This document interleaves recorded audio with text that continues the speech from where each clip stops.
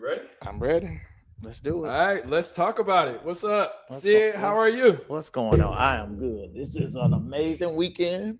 It's the Labor Day weekend, and listen, nothing but fun, good friends, good food going on all weekend long. Oh man, you got Dragon Con, you got House in the Park, you got what's the name of the other one? You got Atlanta, Black Pride. No, is it a parade this weekend or is it No, just no Black Pride parade. weekend? Just Black Pride weekend. No Okay. parade. Okay. That's in October. Okay.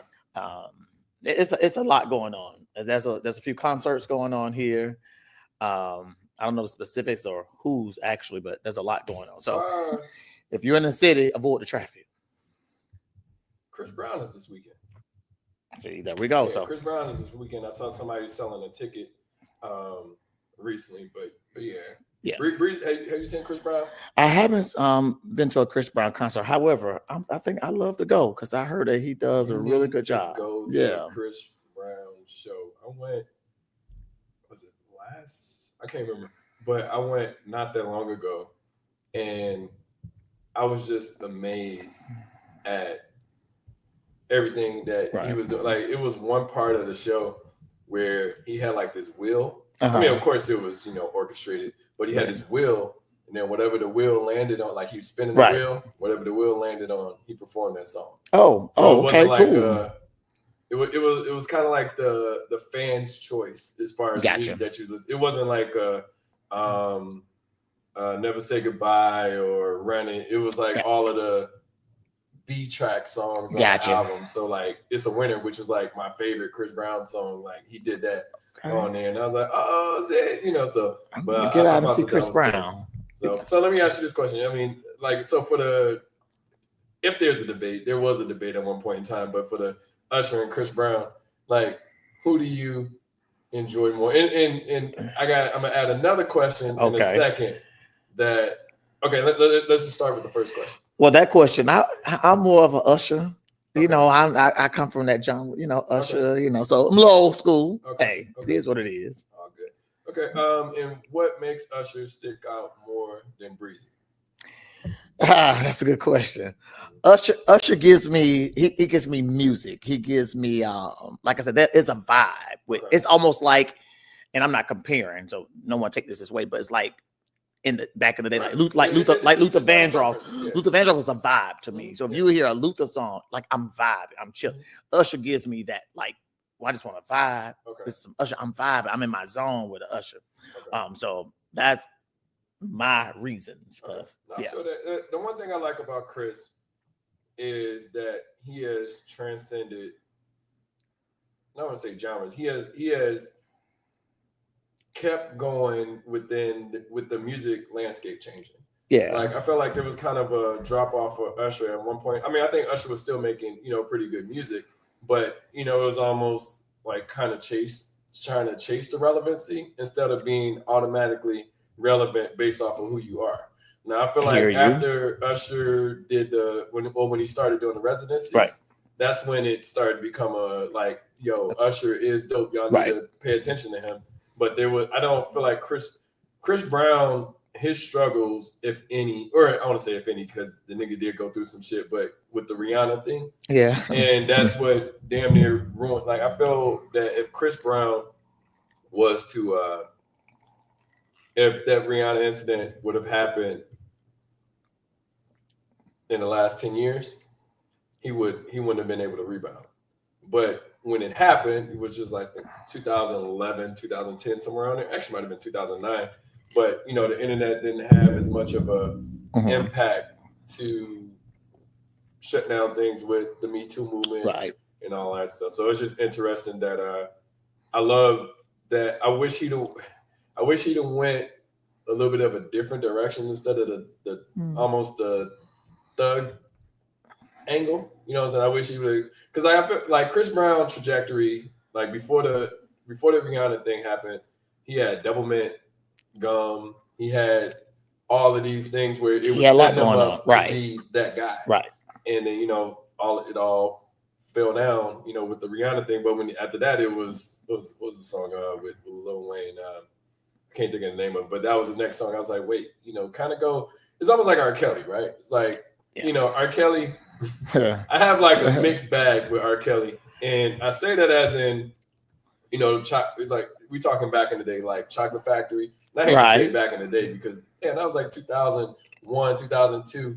But that was 20 plus years ago. But, you know, when the whole little tape thing came out and, you know, he was ruled not guilty and stuff like that, I felt like he came with grown-up music where he was like, okay, Chocolate Factory.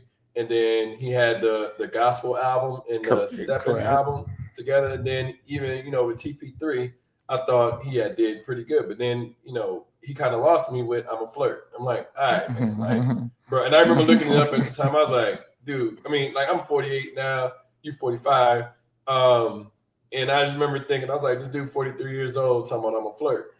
And I'm like, stick to the positive stuff because people will forget, you know. But again, R. Kelly, and regardless of what folk think, in his personal life, that's his personal life, what he's going through, it is what it is. However, you cannot discount this man. He knows how to write. His music is amazing. R. Kelly's amazing. I would give that. I mean, for all of the stuff that happened, you know, like you said, the personal life, sometimes it's harder to and I get people not being able to separate the personal versus the music. Correct. Because I know for me, it was a song, and it's funny, it was a song that I said I was going to get married to, and it's from R. Kelly, and it's what's the name of this? I can't think of the name of the song, but it's a part in there. It's off of Girl, I'll Be Right There When You Need Me. It's off of 12 Play. Okay. And he had a part at the end of it. He said, "You need a man who's honest, understanding, satisfying, belonging, affectionate, needful, dedicated." And he's still a husband. And so you all those things. I was like, that is dope as fuck. So you you all those things. Yes. Okay. And I love that. I was like, you know what? When I get married, that's going to be the song. And it kind of has me with a bit of, I don't want to say reluctancy, but at the same time, it's kind of like, damn, you know, it's almost like when you play R. Kelly now, like I can honestly say, like, just from a DJing standpoint, I haven't played Step in the Name of Love. Step in the Name of Love. Probably the last 10 years. Why not? Because of the negative connotation it has. Yeah, that's it. That has been impacted with, and it's like, but the thing is, like, music is dope in itself, where you can play. You don't have to play that song, but it's a good song to be like, I know that it's gonna rock. You know, so I know people will dance to it. Correct. So, but but back to so this is the question I was going to ask. What 4 artists, because I was asked this yesterday and I found it to be an interesting question. What 4 female artists would shut it down at a concert? And then what 4 male artists would shut it down at a concert for you? Or if you looking, I mean, you could look across, like if you say, hey, what's something that you would love to see from 4 musical art? Like, well, what 4 musical artists would you like to see, male and female? That's a good question, because there's so many out there. But since you asked me, I'm anticipating when she comes anyways, but I'm a Fantasia fan. And let me tell you why. One person said Fantasia. I was like, okay. But I'm gonna tell you why. Not only that I like her music, I mean her voice, etc. But see, I'm a church boy. Fantasia gonna give me church as well. I remember going to a Patti LaBelle concert. You don't ever have to worry about her being able to sing. Right. You know right. She's gonna bring it. Right. And I remember going to a Patti LaBelle concert, and this is in Florida, and Patti LaBelle and her, you know, her background singers, her team, etc. They started singing "Total Praise" by Richard Smallwood. Total Praise. As she was ending the song was so like the atmosphere. people were crying, people were clapping, people were jumping, people were shouting, like people were so engulfed in that song, Total Praise. She couldn't even shut it down. She was trying to stop the song, and the crowd was just done. Like it was an experience. And so Fantasia brings me, she gonna bring church to me too. She gonna bring me God. She gonna bring my roots, what I know. So that's what I love about Fantasia. She can mix it up. She gonna give me that R&B, and then she can bring me a little. She can take me to church as well. Well, that's what I love about Fantasia. Now you brought up a good point. You said the church aspect of it, and this is kind of, I don't know if that's how. I mean, that's what makes. And we just talking R&B as far as these 4 and 4, but that church part of it, I feel is what that balance is what made DMX that relevant. Yeah, like I feel like when DMX was making music, I mean, and Jay-Z mentioned this in the interview. He was saying how, coming on, growling, building up the energy, turn around and praying, got people all engaged. And like, that's what, like I said, I can't speak very right, but that's what kind of drew me to DMX as an artist. It wasn't that he was just a super lyrical dude. It was just like, he kind of found, and that was the dope part about Tupac, in my opinion. Tupac could go from, because people say, well, it's how do you want it? But then you got Only God Can Judge Me. Right. Or you got I Ain't Mad at You, or like all of these. Which is a good song. Yeah, it's just, it's dope to see that balance within artists. So back to the R&B, or back to the 4, I would say, you gave me one. So you gave me one. So I'm going to give you one. Jill Scott is one for me. That's my girl. I love me some Jill Scott. Let me say it. That's who I listen. Jill Scott. That's Jill. I said Fantasia for the gospel aspect, but let me tell you something. I love me some Jill Scott.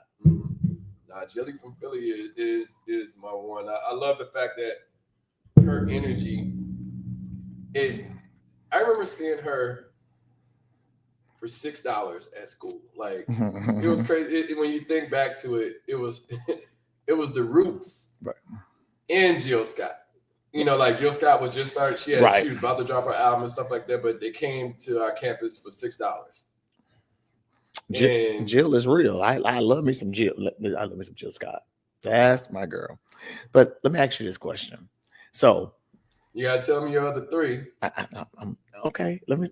Well, okay. Go ahead. Male. I would say that male artist. Go ahead and ask your question, and then we'll come back. Okay, because we're still on the same topic though. Because so many people have they're at the point they're played out with boots on the ground. Now that Fantasia has added this twist, what do you think of it? Because I love it. I'm like, it's dope. I think it brings more exposure to it, but I'm just tired of the song in general, and that's just, I'm thinking of it from a DJ perspective. So I'm thinking like every time I go out and DJ, I play that song.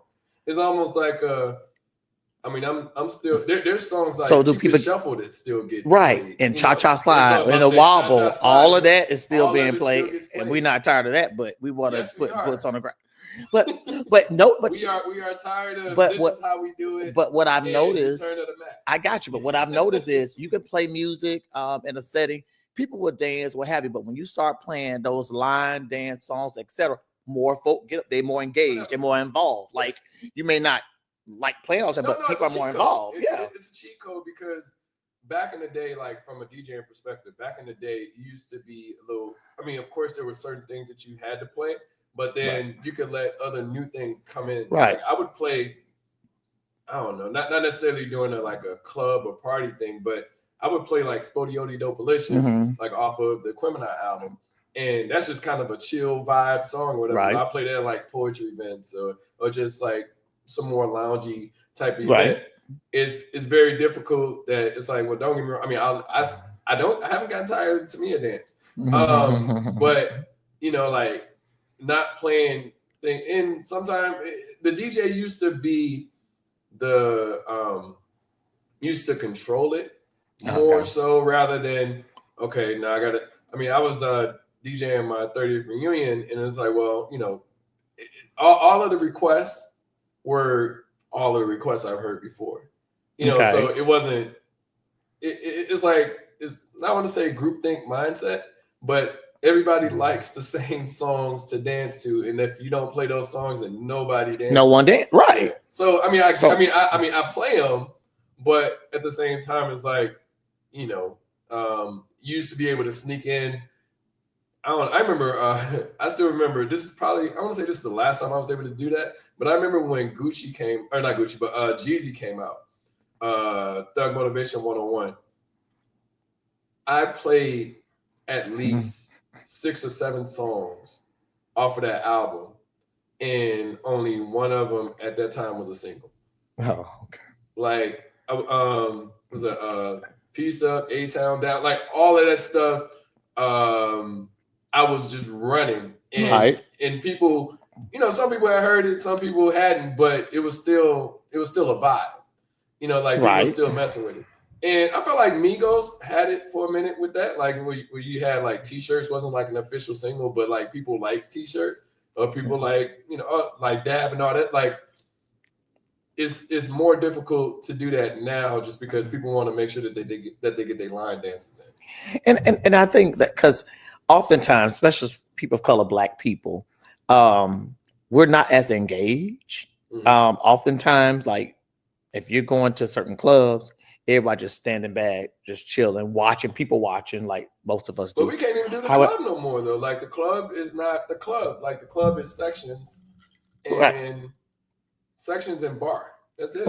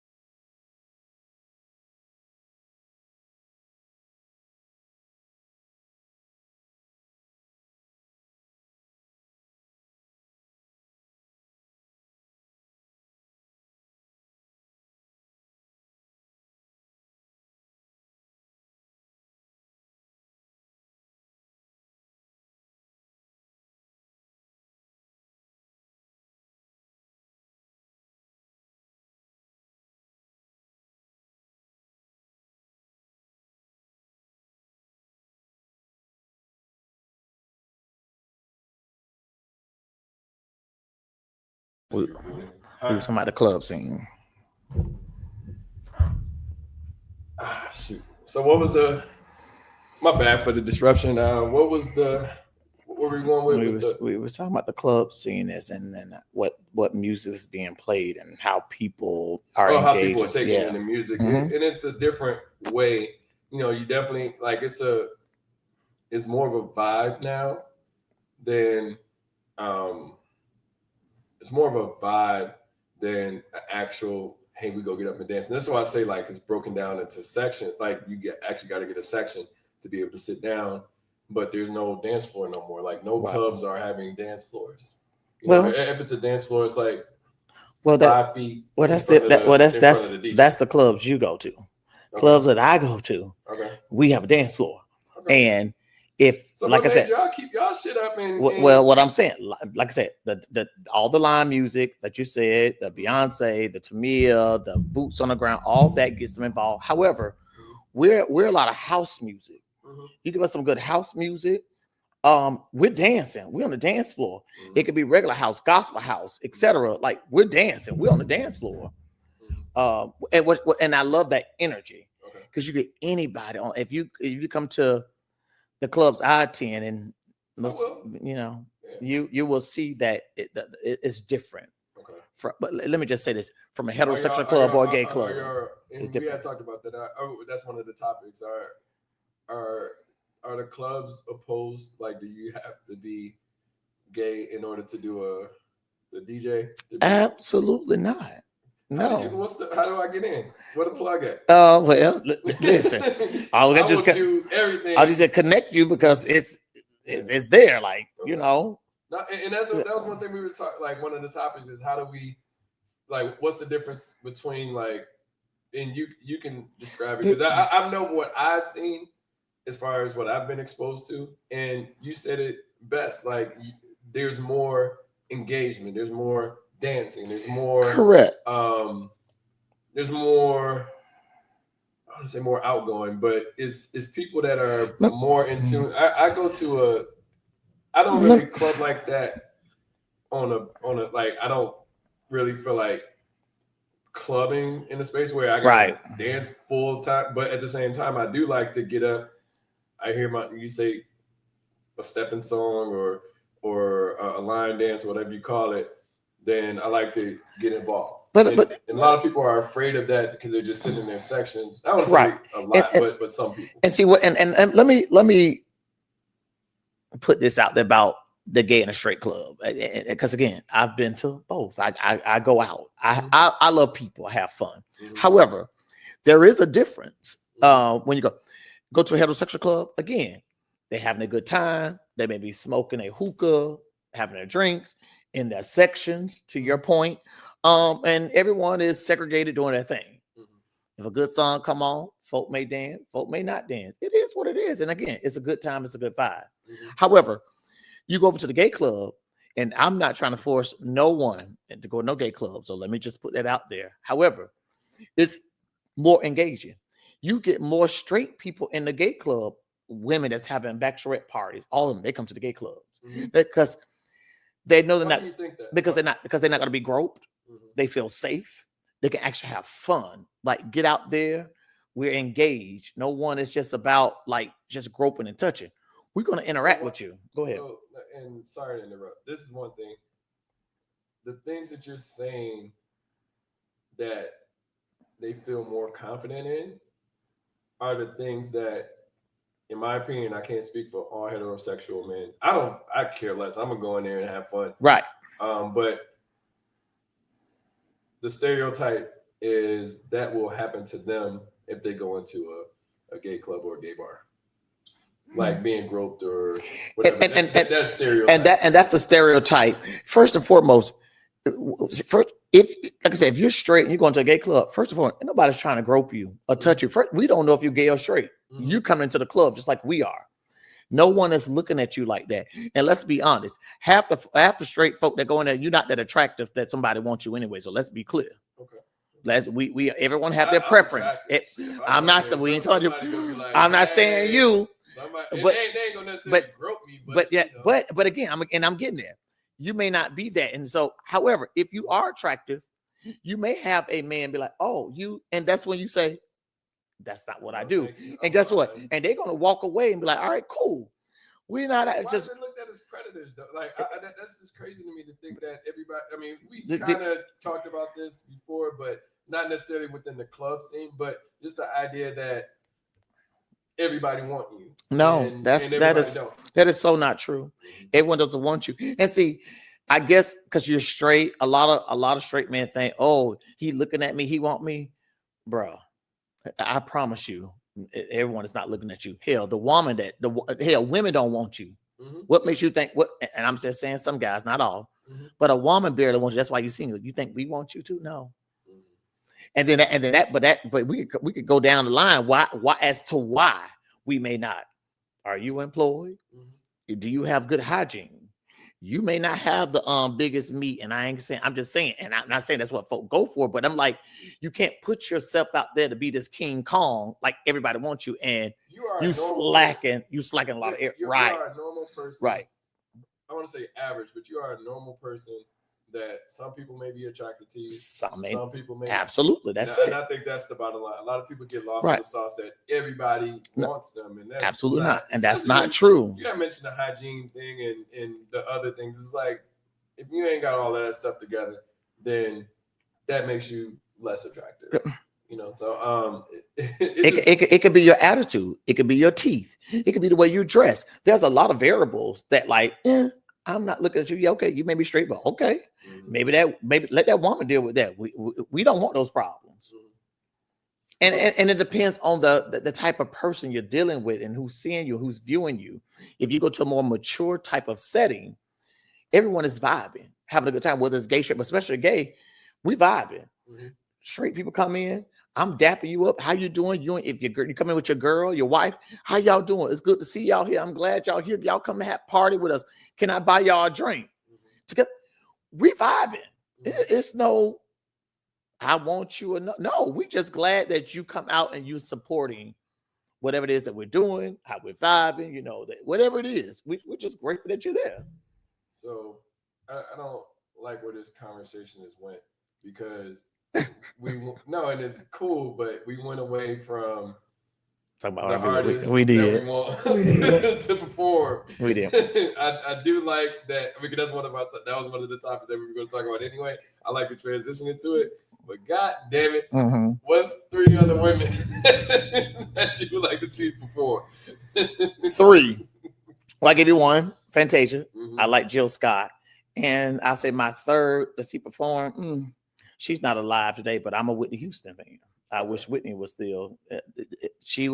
I was anticipating on a last record or something she would come out before everything happened with her and her transition. I was just waiting for Whitney comeback. Okay. Now, the song that R. Kelly wrote, "I Look to You," I love it, but I was looking for, to come like a full comeback. I was waiting on, which is like, look, listen, let me tell you, I still got it. She was hitting and missing. It's just like the song that that she did with Wyclef.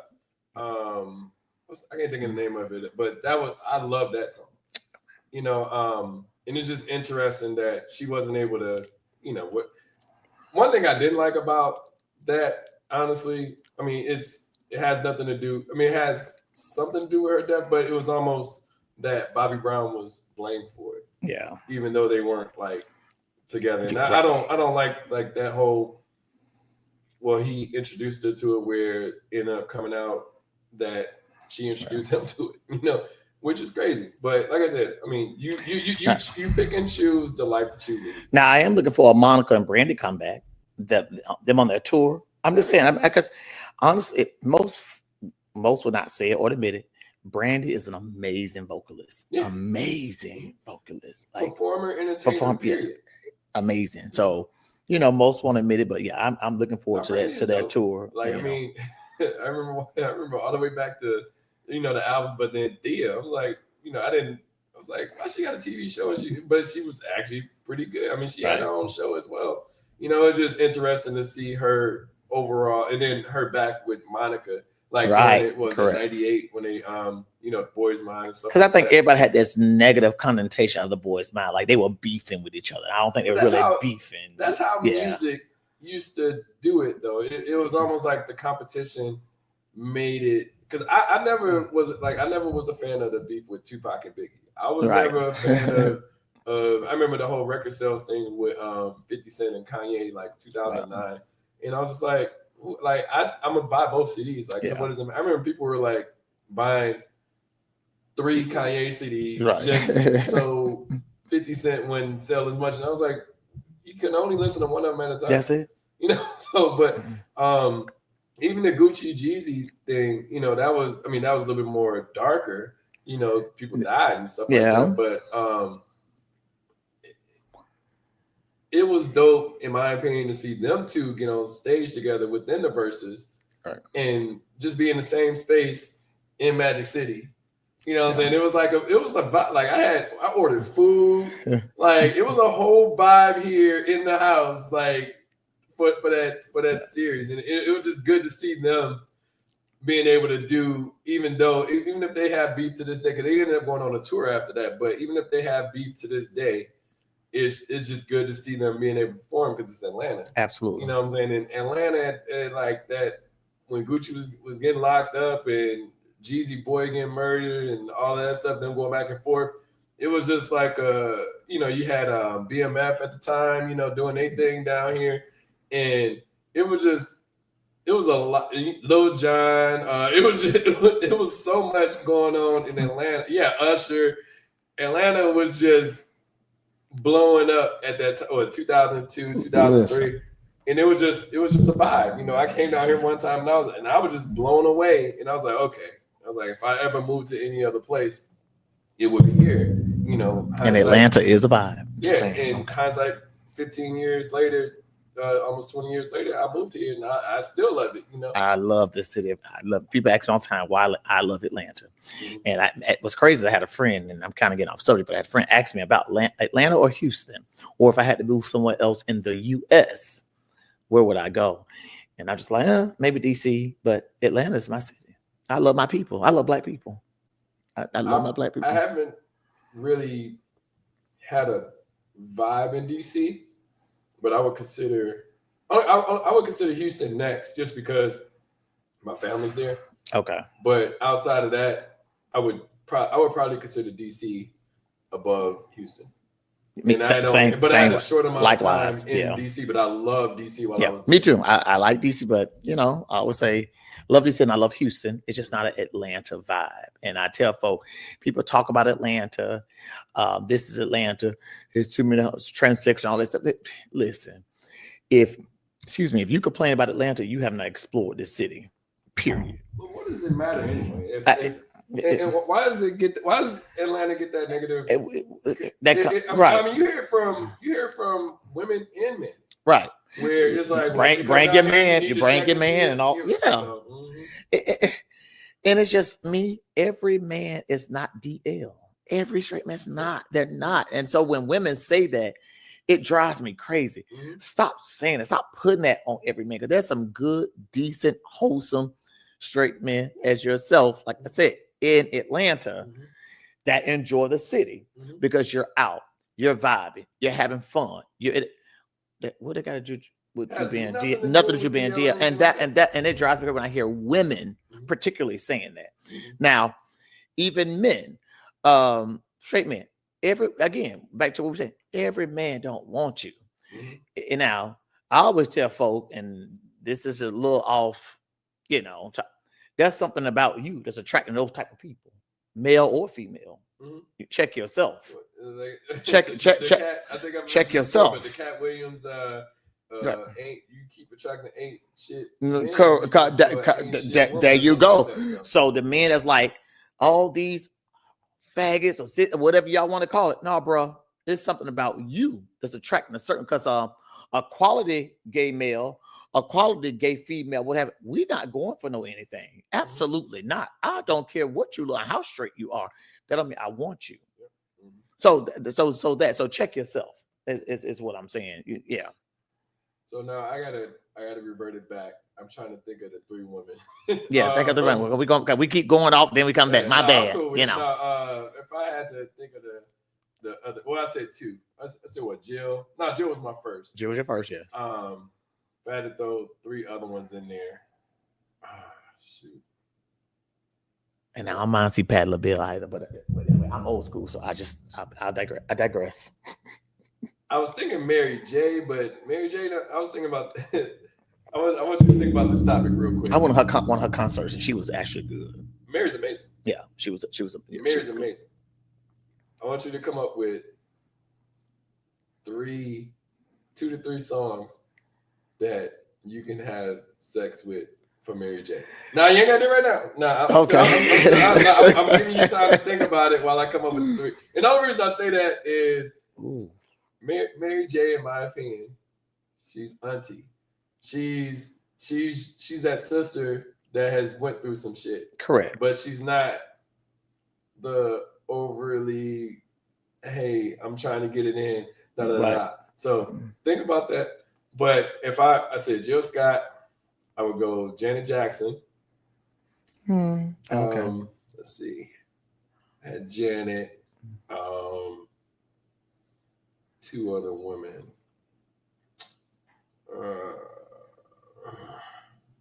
It's tough because I prefer male singers over women singers.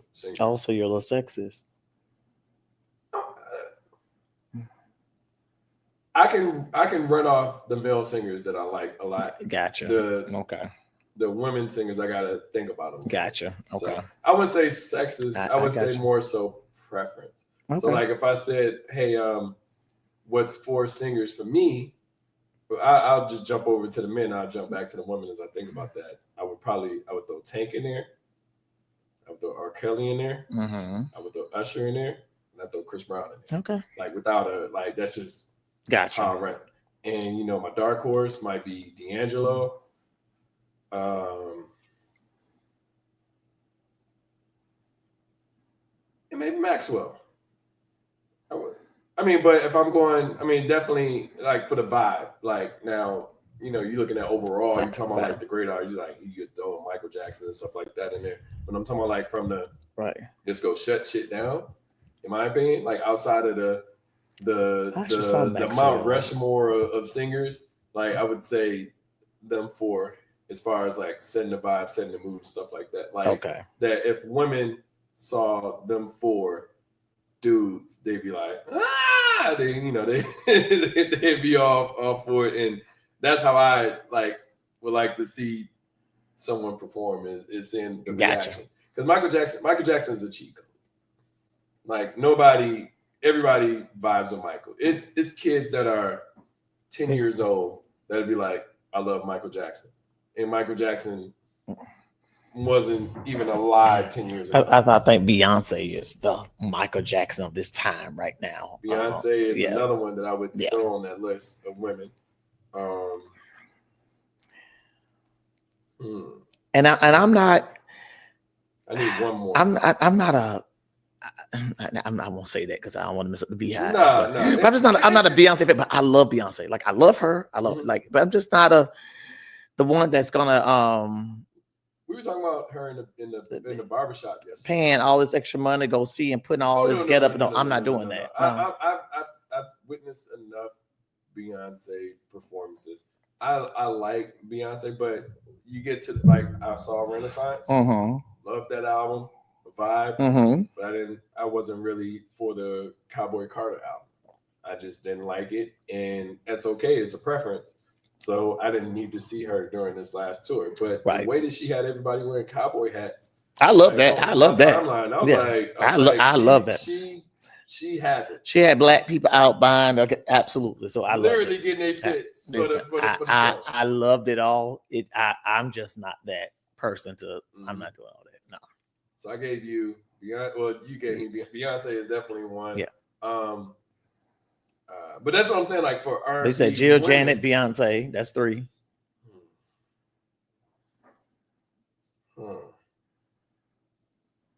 That would do it for me.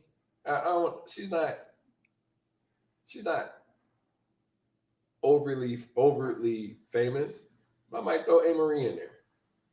Oh, okay. I just liked A. Marie. Okay. I loved her. I was like I said, preference. I was in love with her when she came out. She had the 2 hits. She had the Talking to Me and the other joint where she was sitting on the bench in the video. But of course, I'm pretty sure there's somebody that I would put above her as far as performance because I've never seen her perform. But yeah. But what about male singers for you? I'm sorry, my daughter is texting me, asking me a rhetorical question. I was like, "Girl, okay." Anyway, I didn't say male singers. I just saw the people. Okay, male. Now, are we talking about any genre, or are we just talking about R&B? R&B. Okay, R&B. I would say I like I think his name is what's his name? I want to be correct. John B. Pretty Girl. I don't know if you remember. That's back in the day. John B. I think I'm saying that right. Am I saying that right? John B. Okay. Yeah. So John B. Pretty Girl. That's John B. is literally like he comes up. Like I got a playlist that He's like the first Wow. 3 songs on Okay. the playlist of different albums. R. Kelly, Usher, and I got one more.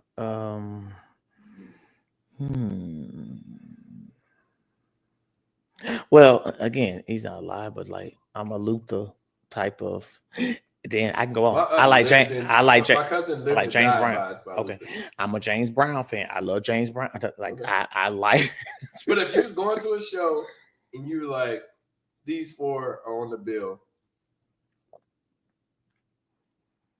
So I'm gonna give 2 scenarios. If you're going to a show, these 4 on the bill, you like, there's no way I'm not going to that show. And then the other scenario is you're going to a festival and all 4 are performing at the same time on different stages. And this is the most difficult decision that you got to make. I'm running between Luther and James Brown. I'm running between them 2. Okay. I want to hear that's me. That's my vibe. I'm old school. Like, and I can do. Yeah. Okay. See, because you brought it. So say for instance, if it's the one, I'll just throw Luther in there as an example because Luther wasn't on my 4, but Luther is I hold in high regard. If I'm at this stage and I'm at this stage and I hear R. Kelly's Ignition. I hear Luther's House Is Not a Home. Which stage you going to? I'm going Luther. I feel you. And that's what I was thinking. But it's hard for me to not go and see Ignition, or Your Body's Calling Me, or like, or R. Kelly could say Your Body's Calling Me, or I Believe I Can Fly. I'm gonna listen to I Believe I Can Fly because again, I like music that resonates with me, that gives meaning.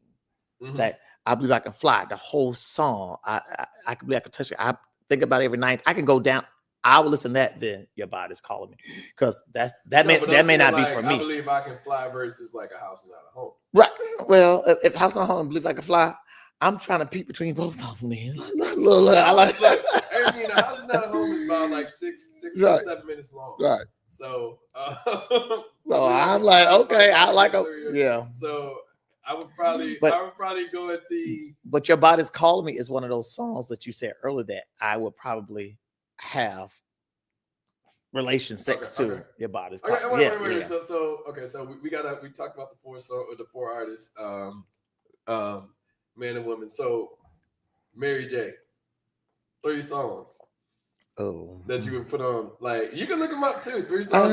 If you can't think, I was beating my brain. I've been beating my brain for probably about a good 15, 20 years. I wouldn't say 5 songs that I could do. I wouldn't say any songs of Mary J that I would play in that moment of intimacy. I wouldn't say that. However, if I was going to just play Mary J that I like, it's like My Everything. That's my tune right there. I play that at every wedding I DJ. What's the other one she doing? I don't like the hateration, high yeah, I don't know the song. Yeah, that I like me a good old little dance beat. I don't know.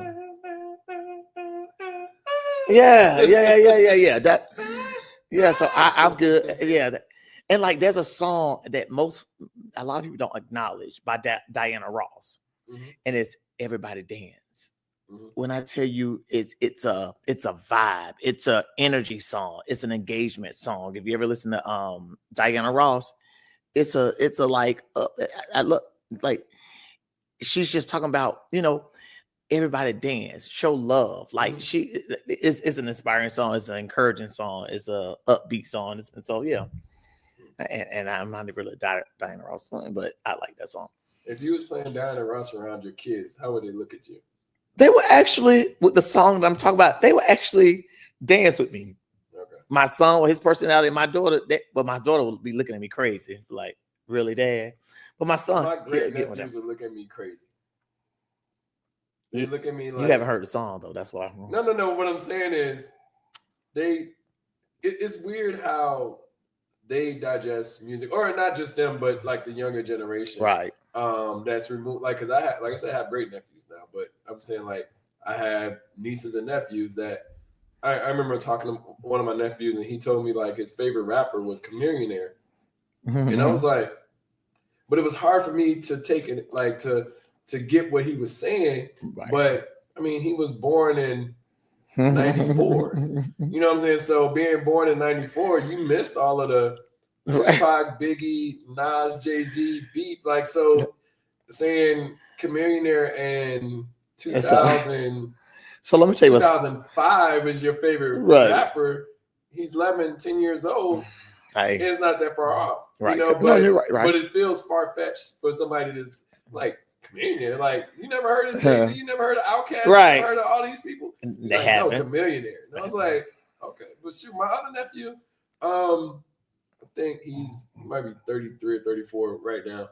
And he was telling me how Lupe Fiasco is his favorite rapper. Oh, really? And I was like, we were literally having like just text back and forth.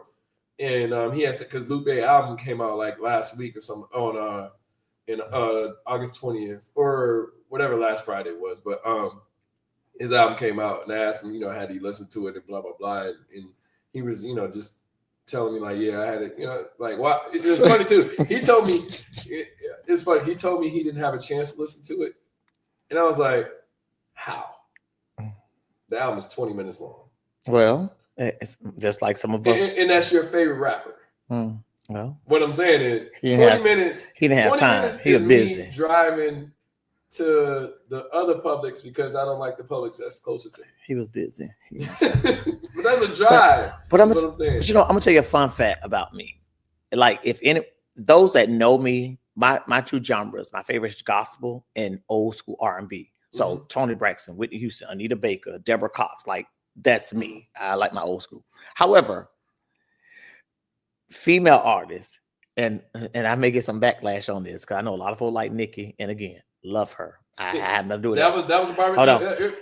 I'm gonna let you say it, but that was the barbershop talk yesterday with Nicki and Beyonce. But keep going, then I'm gonna jump back into the topic. I like Nicki. However, I like Cardi B because she's the right nasty for me. I'm waiting for her. Because I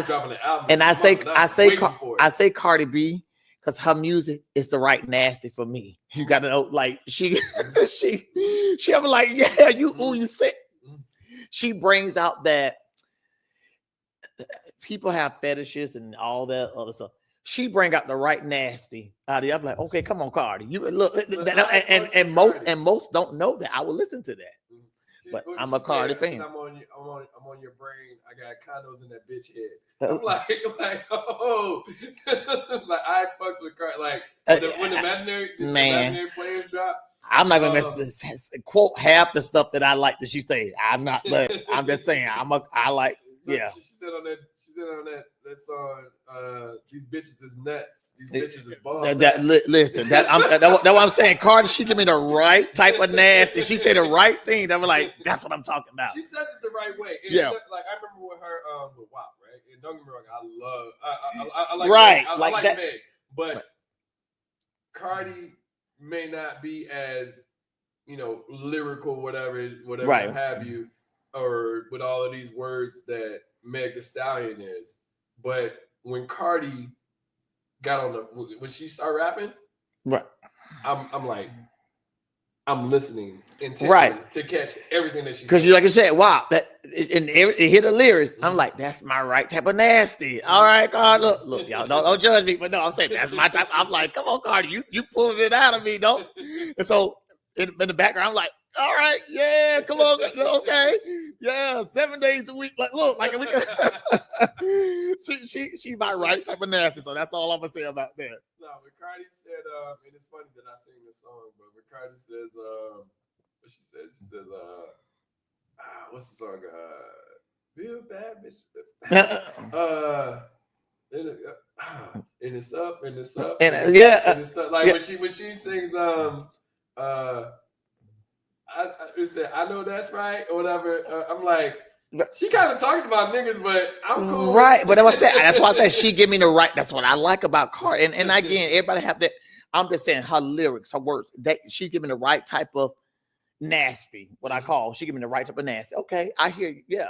Mhm. All this church boy R&B stuff. No, Cardi give me the right type of nasty. Like, okay, I see you. Yeah, that's okay. That's what's up. So I'll say that. I fucks with Cardi. Like I said, only thing I didn't fuck with Cardi on, if anything, was the length of time that she took to drop an album.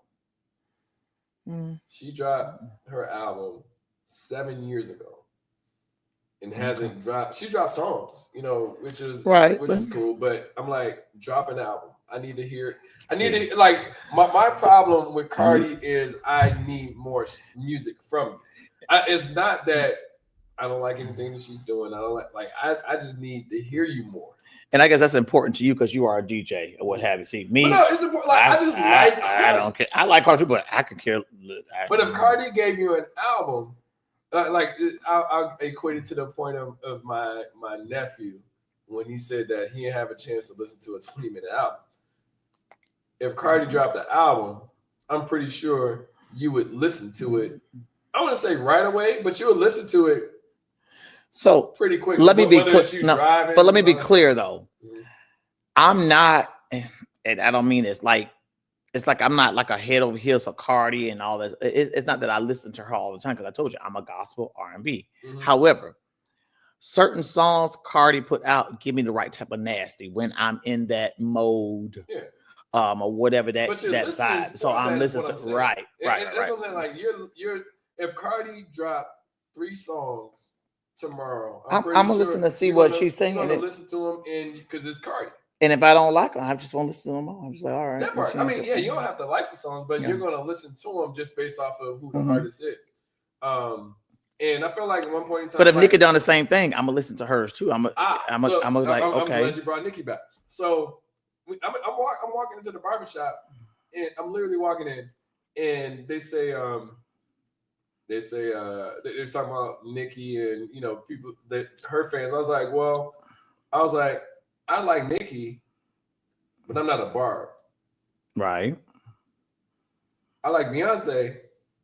I'm a part of the Beehive.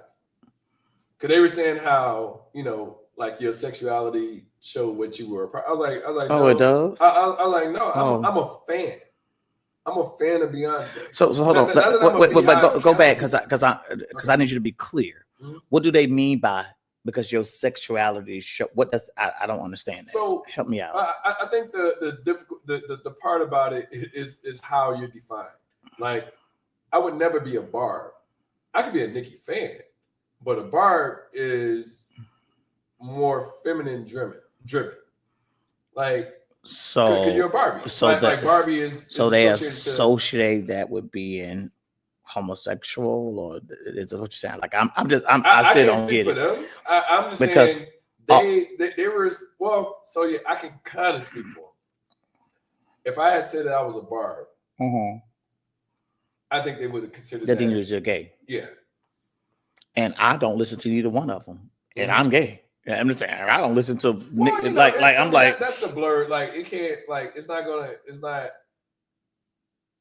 2 + 2 is 4. Okay. So it's not it's not that all gay men listen to Nicki. See, that's that barbershop banter that I don't care for. Because they just say all type of I thought about when I walked in was you. Because and the main reason I thought about you because I was like this is. And this is one of the topics too. Like this is where, and this is the topic, but it's not a topic. But this is where the stereotypes or the myth is true. Right. As soon as I walked in, this was the conversation. I was like, why didn't you talk about Nicki? Like because I explained. I was like, well, I'm a Nicki fan, but I'm not. I'm saying, right. I feel like when you're a barb, you will do all of the things to. It's almost like the Beehive. But for Nicki, what I'm saying? It's like you would do all of the things to defend Nicki, to say, well, if somebody comes at Nicki, trying to think if Cardi came at Nicki, whatever, then you're like making posts and all that stuff like, well, Cardi is terrible, blah, blah, blah. But if Cardi did come at Nicki, like from my standpoint, I don't care. That's their beef. I'm not that invested. But that's what barbs do. Is okay, yeah. and that's why I'm saying I'm not a barb in that scenario. I'm a part of the Beehive, as in I'm a fan of Beyonce, but I'm not a fan of Beyonce. Like, I'll say I'm in the Beehive, but not in the Beehive. I'm not a fan of Beyonce where I'm like, if you say Beyonce is whack, I'm not here to defend that. Because I'm going to defend Beyonce. I'm going to defend Cardi. I'm going to defend Nicki. All of them when they cut me a check. If they ain't cut me no check, I could care less what they say about you. And I'm not getting on social media. I'm not talking about it. I don't care. It ain't worth it. It's not worth. I don't care. It's funny when people get so invested to think that just because it's something, like say for instance, Nike versus Adidas. It's like, I like Nike. I like Adidas. I like Reebok. I'm buying both. I'm buying what I want to buy. When I go to the store, I'm like, I like that. That looks good. I'm gonna buy that. That's me. I don't care. It's interesting when you have these loyalists that they're loyal to it. Like if I work for Nike, then shit, fuck Adidas. If I work for Adidas, then fuck Nike. But I don't have any invested thing in any of these entities. And that's the same thing with Beyonce and Nicki. Like, I'm not that invested. It's music at the end of the day. It's shoes, apparel, clothes. It's like when I was in leadership with a particular big name grocery store. Mm-hmm. I used to tell the reps, whether they Coke or Pepsi, like the Pepsi rep, I'd be like, I'm buying you a Coke today.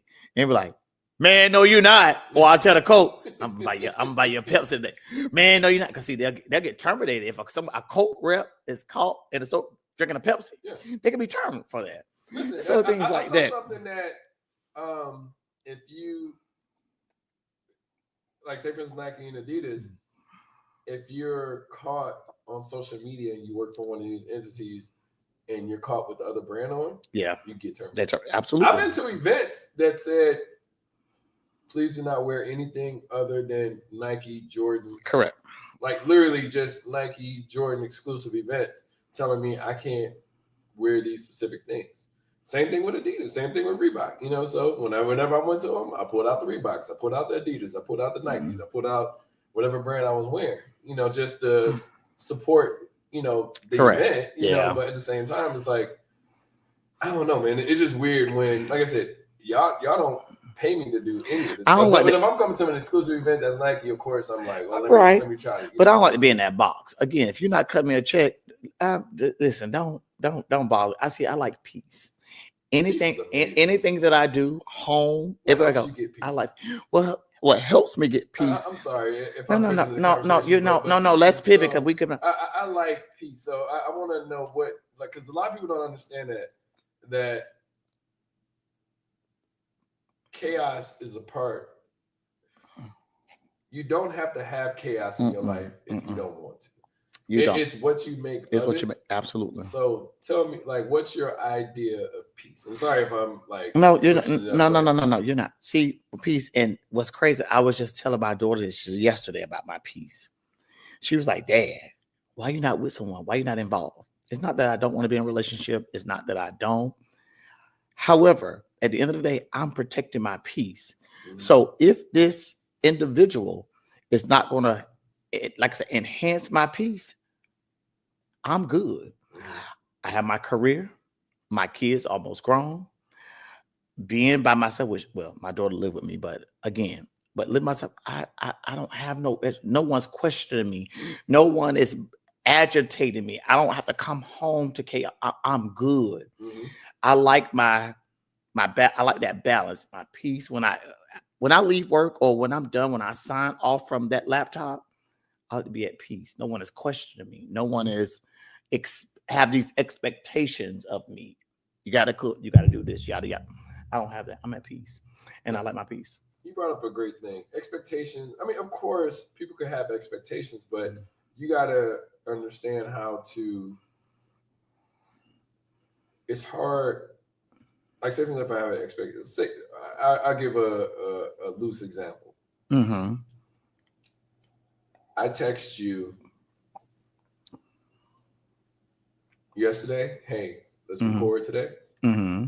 I text you this morning, mm-hmm. hey, let's like we still good for today, Right. and I text you, was it your ETA, Mm-hmm. so we could record. Right. That's me having expectations to want to record with you.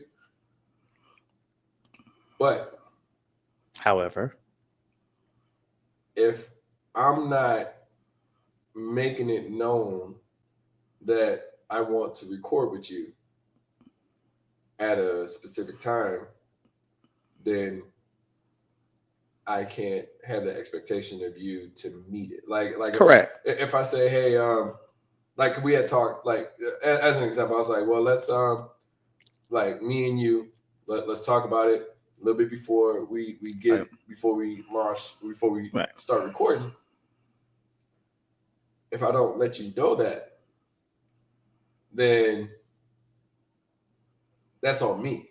Correct. But if I let you know, like, hey, look, these are my expectations. And if you don't have that expectation, and even though we spoke on 10 or 11, and I said, okay, 11 a.m. Mm-hmm. But if you don't have those expectations, what's your ETA, et cetera, I'm going to come willy-nilly. I'm going to get here when I get here. However. And that's fine. Right. Like, but what I'm saying is a lot of people tend to set expectations in their head and not let you know, but then let you know after the fact. Right. I mean, like or they're upset with you about something because they didn't put the expectation out there. They didn't really. Right. Yeah. And I mean, one of the things I believe in life in general is that, like, you can either make my life easier or you can make my life harder. What do you choose?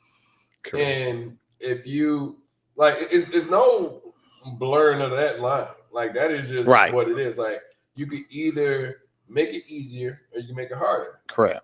And if you're at a point of making it harder for me, I want no part of that. Correct. I will work with you if you're trying to not make it harder. But if you're consistently making life harder, then I want no part of it. And that almost go into intertwine with, like, when I'm asked why I'm single. Mm-hmm. And then some person asks me, well, how's that working out for you? It's working out well for me because I'm at peace. What I'm not going to do is like you, because you already called at my age at 45. I'm not. Man, he's 25. No. I'm good. I love being 45. I love my age. Mm-hmm. But at 45, he's 25 and you got 2 kids that's 20 and 17. No, I'm 45. At my age, I feel as though I'm in my prime. I'm in the prime of my life. I'm 45. I'm living my best life. Remember, 45 used to sound old. It used to sound old, but I'm in a prime. I think I look better now than I did when I was in my 20s. Look, let me say this. My grades is like, I don't even get. Look, my grades are grazing. Look, the grades grow. Look, I think I look better now than I did in my 20s at 25. But you will not come in my adult life where I'm living my best life to disrupt that, because you have these insecurities, because you have not dealt with your trauma, because you got mama daddy issues, what have you. The devil is a liar. I'm not dealing, because see, I dealt with that long time ago. Let me deal with Sydney. Now that I've dealt with Sydney, it's like this. If I was to date someone, I can date you the first week. 3 weeks later, we could say we committed. 3 months later, we could say that we engaged. And 6 months later, we could marry. I'm mature enough to do that because I want to celebrate and enjoy someone that we can do this. We mature. We can make this happen. I don't need all extra. When I was back in my younger days, well, how's your credit and what you looking for, whatever. No, I'm mature enough to do that. However, if you lead with sex, that's a red flag for me. Because look, I'm almost 50. I got more days ahead of me than behind me. You know what I mean? So if you talking about something just sex, and I need to have sex with you, I'm like, bro, sis, we too old. We don't have sex with many of folk. Let's get to know each other and celebrate and enjoy each other. Sex is inevitable. That will happen if we're into each other. But if you can't be with somebody outside of that, correct. Like if I'm sitting up here having a conversation with you, and I'm just like, why this is annoying. Right. Like those are the things that people have to be aware of. I mean, because I think some people put too much emphasis on the sex part. Correct. And I mean, you had mentioned if you leave with it, then I mean that's the beginning and the end. But it's like people think like, well, I mean, because you've done we've done all the things. There's not too much you haven't. Whether you done it behind in the bushes, in the car, in a library, in the church, like we've done we've done all of that. So give me substance. What are you adding? Give me substance. What are you adding to the mix? And that's the bottom line. Like a lot of people get lost in the sauce on like, well, we do that. I was like, I mean, we can. Most of the time, you would be able to figure out the sex part without an issue. But it's figuring out the emotional part, how you relate and work together. And when you see little things like, just things that stick out that you're like, damn, I wasn't expecting that. I mean, not to say you weren't expecting it, but the things that you were like, damn, this is why I fuck with you. I'm at a point. Let me tell you something. I'm at a point in my life, and again, people like, why are you single? Trust me, it's by choice. I'm not. Trust me, I get a lot of, advances. It's not that. It's just I know what I want. Mm-hmm. But at this point in my life, again, I'm 45. Me personally, and I was telling them this in the barbershop today. Mm-hmm. I would rather it could be gay man, but I would rather a straight homeboy because I know what I like, the environment I like around. I'd rather a straight man like yourself say, bro, we homeboys. Mm-hmm. We can travel together. We can go out of town, have fun. We go to strip clubs together. I don't care how many women you have. Do your thing. Mm-hmm. We splitting the bills. I'm trying to save money. You trying to save money. Mm-hmm. See, if I'm not paying full mortgage or rent, I can drive the car I want. I don't care. Bro, do your thing. I got my own space. Mm-hmm. You do your thing. But we like, let's go to Jamaica. Let's go and let's have fun. Like, let's do this. And we splitting everything. Like, like, I'd rather have that than be in a relationship that's going to cause me unrest, or there's no peace in my home, or you questioning why I'm doing that. I'm too old for you to be questioning. I got kids. Don't question me. Yeah, and it's funny too, getting older, and not to say that you get more stubborn, but you get to understand more of what you want versus like trying to. So when somebody comes in and disrupts that peace, you're like, all right, well, if that's how you feel, then we ain't. And it's okay. Like we don't. Like, and it's okay, right? And it don't have to be like no beef or infidelity or anything like that. You're like, hey, look, this ain't working. It's okay, and we go from there. So, men, if somebody out there, that's cool too. Look, somebody out there that's just looking for a good look. I say companionship, and when I say straight, I ain't talking about sleeping with you. I don't want to sleep with you. Mm-hmm. I'm trying to save money. Mm-hmm. You pay half of the bill. I got the greater bag. Right. I got my money that I can go vacation. When I go out of town, be like, bro, I'm gone. I'm gonna holler at you in a week. Mm-hmm.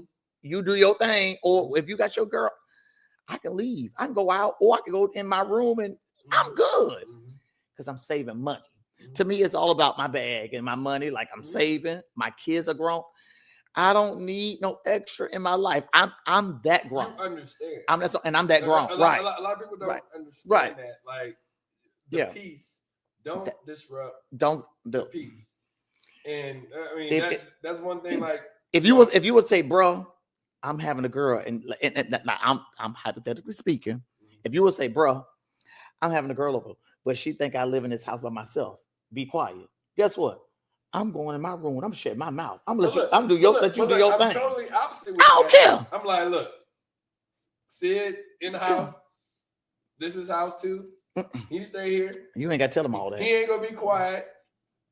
He might be watching Love Island. I don't care. It might be loud. You might hear it. You from upstairs. You ain't got to tell them nothing because my thing is this: you paying half, I'm paying half. Look, I'm not paying full mortgage or rent.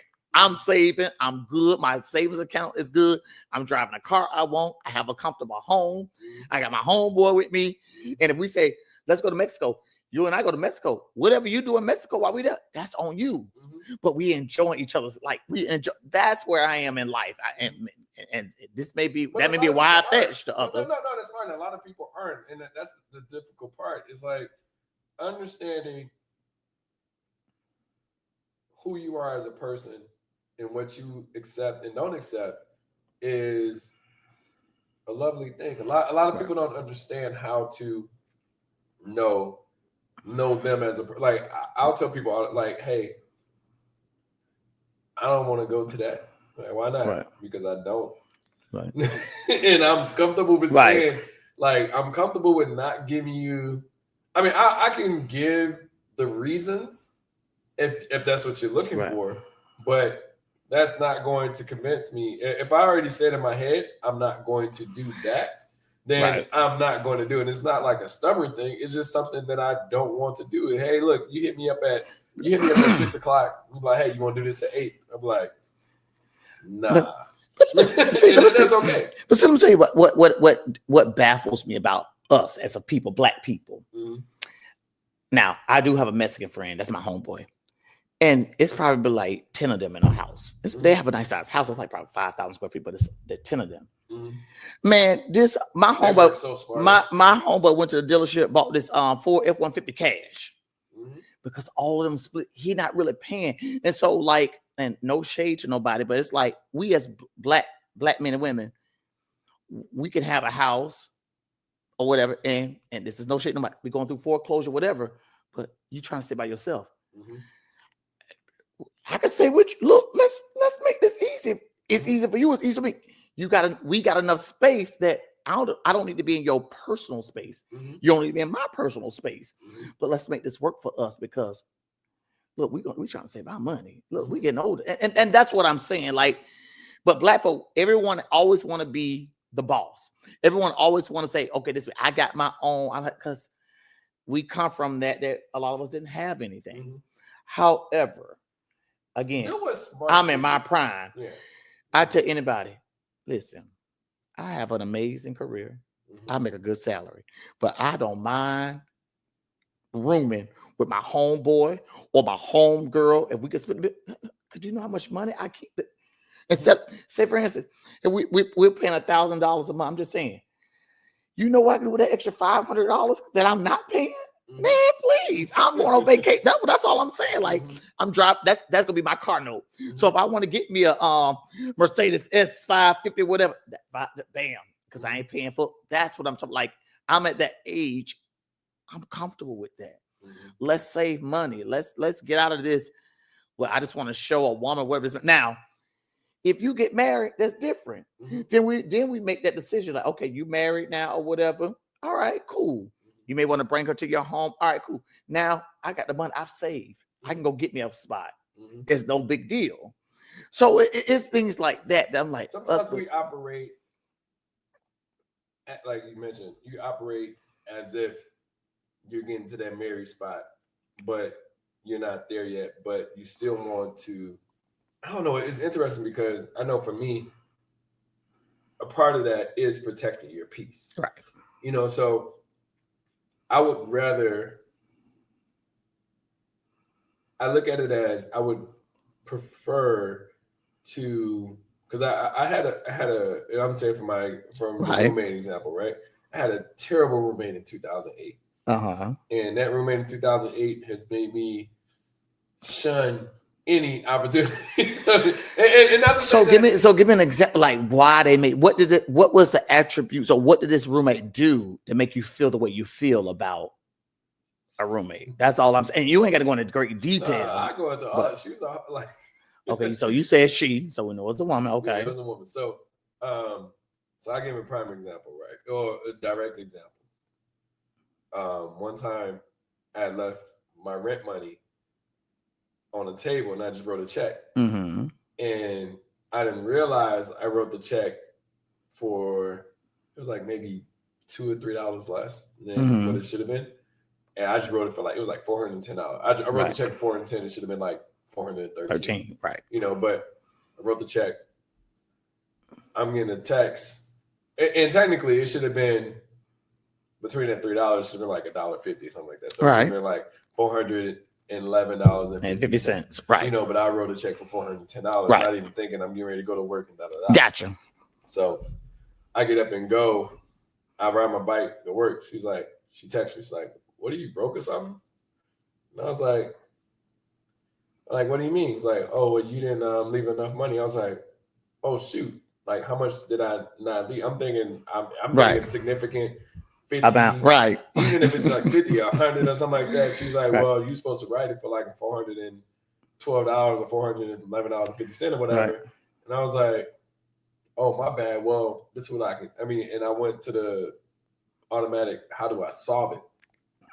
So I was like, "Okay, well, if you write a check for $413, I'll give you the $1.50 right. once I get home." Or this wasn't I can Venmo it or anything, or like this was 2008. He's like, "Well, you could have just wrote the check for the right amount." And I'm like, "All right, so it was a mistake. Like, how do we get past this? Like, what do I need to do?" Like, it wasn't as if I was intending to short you on the amount to pay. It's like 6:30 in the morning. I'm getting a bike to work in Chicago.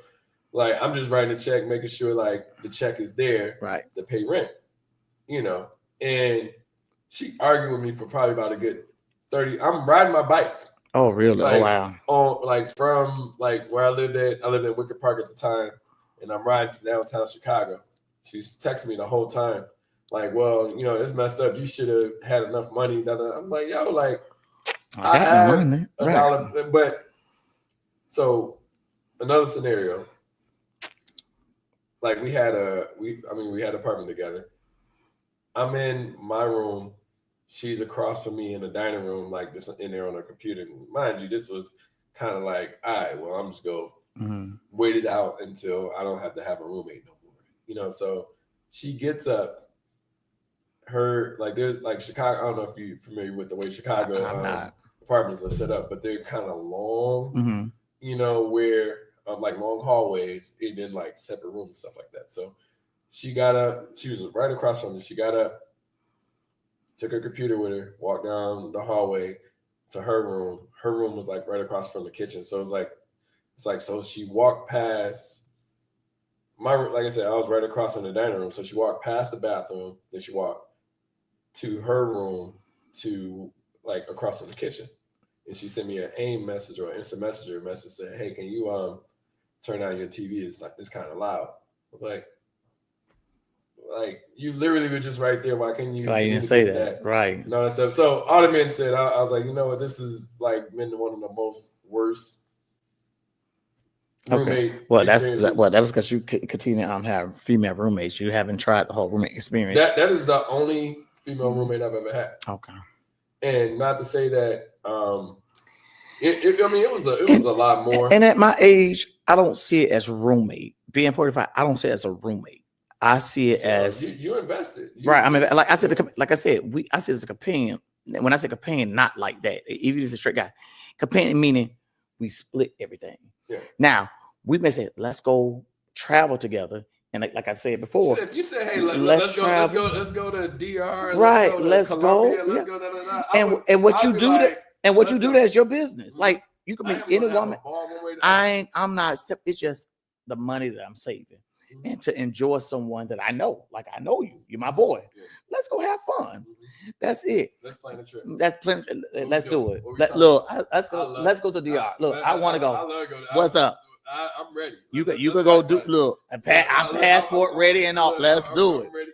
Let's figure it out. Yes, I am up for a trip. Listen, and bring whatever woman or what, bring them. Like, I'm down for people. Like, I like people. Like, I'm like, cool. But that's the dope part, right? I think a lot of people miss this. Is that it's not we're in a relationship type of deal. It's a building of a friendship, right? Where it's like, because honestly, I've traveled with people, and I want to say I had like bad experiences, but it's kind of like sometimes I've traveled and I didn't know them that well, right? So traveling with people that like traveling with my boy Ed, or traveling with my boy Mike, or traveling with even my boy Jermaine, or my boy Brock, like, we've had great experiences. It was just like, because I knew them, and, but traveling with people that you don't know, they kind of like, like, I'm like, yo, I'm gonna do my own thing.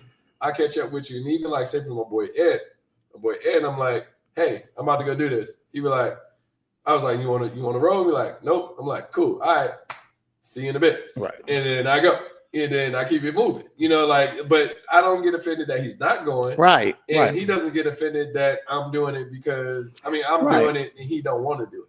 And that's sometimes people get wrapped up into and I think the more like what I'm saying, not only just like companion, like my homeboy, we're living together, we're splitting bills. I want to build that friendship, that bond we have, not just more than like going out, like vacation, whatever. Yeah. Like say for instance, again, if you and I need you to be that friend that guess what? We get life insurance policy on each other. You my beneficiary on a life insurance policy. Because again, if anything happens to me, you my emergency contact. Mm-hmm. You know what I won't be buried. You could tell my kids never. This is how your dad wanted to be buried, and this is what he wants. We talked about it. We discussed that. I'm willing to do you know, that, and I don't understand. And guess like building friendships in general, like that whole idea is kind of going out. I don't know what, and that's what I'm like I could do that possible. Bury me for cheap, take that money, and guess what? Because we built together, we had a house together. Take that money and pay some of the debt off because you was my boy. I'm dead. What I'm gonna do? Yep. Take that money and catch up on the more and think. If you want to get another roommate, do your thing. But I'm dead. But again, because we was like I said, rooming together or whatever. Handle your business, and I would hope the person do the same for me. Mm-hmm. Because again, if you're not a beneficiary, my kids can come in and take everything because they're my next of kin. Mm-hmm. I don't want it for you because you and I have been traveling. You my boy, and we've been living together. But my kids had nothing to do with what we established in a friendship. You know what I mean? So yeah, so I'm that like, no, you're gonna be the beneficiary on this policy. My kids have another separate policy. Take that money and do what you got to do. I don't care. I need you to advance anyways. Mm-hmm. That's how I see things and view things. Man, get that money and go and do your thing. A lot of people are. It's weird when I feel like some people are more selfish, but they're selfish for the wrong reasons. Right. If that makes sense, it's like it's okay to, like you said, build other relationships without losing other. Right. You be like, well. It's almost like not necessarily to that level, but like you still have friends outside of your marriage. Correct. It's like, correct.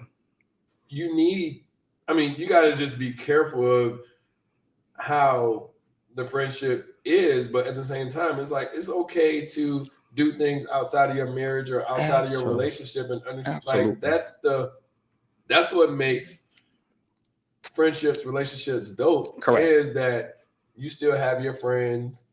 Our friends can intermingle at times, but then other times it's like, well, shoot, I want to go out with the fellas. I want to go out with the girls. I want to go out with I'm dating an individual, guy, woman, whatever. If I'm dating and because they know I'm your friend, they be like, well, you always hanging out with this, right, man? You always done something going on. That speaks to his insecurities. That lets me know who I'm dealing with. I'm like, bro, you got it wrong. And so I'm good on you because you got it wrong. I need you to be comfortable. Like I said, I'm just an open person, and so I'm gonna have fun. I'm gonna have a environment. Absolutely. You be like, hey, look, I want you to go over here. We go kick it. I'm gonna kick it. You say, hey, I'm gonna do this. Like, I'm gonna kick it, and I'm gonna have a ball. Like, and let's be clear. Go back to my crib and play fucking Mortal Kombat and be awesome. And let's be clear. And look, and I'm gonna look right into the camera when I say this. Let's be clear, men. I don't care if I am your friend with your fiance, your girlfriend, whoever she is. Listen, we can all be friends, but if you want to be stupid, guess what? I'll eat her pussy too. Don't be no fool. Don't be no fool by me because I'm a gay man. Don't trust me. Don't be no fool. I have biological children. Mm-hmm. Don't think women are attractive. Mm-hmm. No, it's just me personally. I don't like the drama that y'all get with women and and y'all got the. I'm that. Mm-hmm. So no, look. Let's no. Y'all can have all that nagging. No, I can go with my dude to a strip club and we gonna have fun. We passing out. Doc, what's up, look, babe? You see her? She thick. Look, we looking at the same girl. She thick. Come on, look, let's give her that. And that's what I enjoy about being with a man. I do, and I enjoy it because we can have fun. You going to this strip club? We ain't having that conversation. We're not having that fight. We both throwing money at the fat booty chick. Why is that? And this is where we end off. But why is that a thing that, like, if you are in this, you mentioned this before. You mentioned the insecurity part. If you are comfortable with the person that you're with, then why is it, you know, you said you mentioned the strip club. So why is the strip club, as an example, it doesn't have, it could be anything. It could be shit, fucking, what's Dragon Con or shit that you just like to do. Why is it that is impacting your relationship? Like, if those are things that you're interested in, because it's not like you going to like nobody's going to the strip club to bring somebody home. Correct. So, like, why do you feel like that's a thing? And see, my thought is this: if we're going out, period, I'm going to have fun. Mm-hmm. So, example, if I was going to a strip club, if me and your friend, the girl I talked to, I don't know her name, but if her and I was going to a strip club, or even just a club, mm-hmm. if her and I walked in, they don't know if we together or not. Mm-hmm. So if a man buy her a drink, I'm not mad. Or if somebody buy me a drink, she shouldn't be mad. Mm-hmm. They don't know. We didn't go in holding hands, singing Kumbaya, all that stuff. Mm-hmm. If we know that it's just fun, this is why it's imperative that you know your partner, spouse, boo, mm-hmm. whatever you want to call them. You need to know their freak number. Mm-hmm. Because a lot of folk, this is why everybody's so amazed about the P. Diddy stuff. If you don't know somebody's fetish, and we can talk, that's a whole other topic. Mm-hmm. But if you don't know someone's fetish, but you with them, guess what? Because they with you, they gonna go out and fulfill that fetish eventually. The bear will hibernate for so long. You can get married, they're gonna do good for 3 months. But let me tell you something. After it gets warm, and see, this is an analogy I tell my friends. A lot of you heterosexual men, you straight men, y'all looking for that perfect wife. Oh, I want a virgin. No, I get you, but I'm just making this a scenario. I want a virgin and all this. So you go looking for that perfect wife. No, you go look. Still want virgin? No, you know, make an example. Listen, hear my story. You're looking for that perfect wife. She haven't been with many men, and 18, right, correct, young, and even then it was kind of like a stereotype thing, but it wasn't. And I grew out of it. I'm like, nah, I prefer for somebody to be way at it. But they but like she haven't been with many men, and that's what most men marry. However, he get bored. This is why some, I'm saying, why some men cheat. He get bored because he's so used to bonquisha them that'll jump on the ceiling fan and drop down on it. You know what I mean? But that perfect wife, she ain't jumping on the ceiling fan like that and drop it down on it. Right? Never. So now you're bored. So now you out here trying to that's so far-fetched. You gotta check yourself. You need something. You need some help. That woman, she's not the problem. It's you. Mm-hmm. And that's the issue with a lot of folk. Like, you got to know your partner's freak number, mm-hmm. what they like, what they enjoy. And once they tell you, you gotta be like, do I want to deal with that or not? Can I handle that or not? Mm-hmm. Can I handle with her stroking other men off because she enjoyed, that's a fetish? Mm-hmm. Can I enjoy her liking to be watched because that's a fetish? Like, you got to understand mm-hmm. someone's fetish, because regardless, they're gonna do it. Okay, they're gonna do it, and we'll talk about that another time. But I would really like to make that a full out topic. Yeah, because I go into great detail, but I'm just saying. Yeah. Now we gonna talk about it. So cool. Thank you. Yes. For jumping in. It's been amazing. I mean, I love this whole co-host thing going back and forth. Like, I love it. Like, it's great conversations. It's always absolutely interesting to hear. Like I said, I just like to talk about shit. Absolutely. You know, like I said, we probably spent however long talking about just music in general. Like, and I don't even think we got on really topic what we were going to talk about. We will literally utilize this for the next time. So no, I appreciate you. Thank you all for watching, subscribing, listening.